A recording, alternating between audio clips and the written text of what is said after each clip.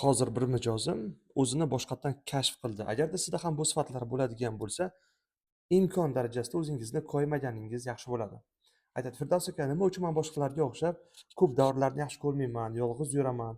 Nima uchun men, misol uchun odamlar bilan muloqotga kirishib ketishim juda ham qiyin bo'ladi. Do'stlarim ham nihoyatda kam." Bu psixologiyada introvert shaxslar deyiladi. Introvert odamlar qanaqa? Ular mustaqillikni yaxshi ko'radi. Kim bilan zo'r kirishib ketgandan ko'ra, yolg'iz, o'zlari mustaqil ishlashni juda ham yaxshi ko'rishadi. Ular bema'ni suhbatlardan ko'ra, mazmunli va chuqur suhbatlarni yaxshi ko'rishadi.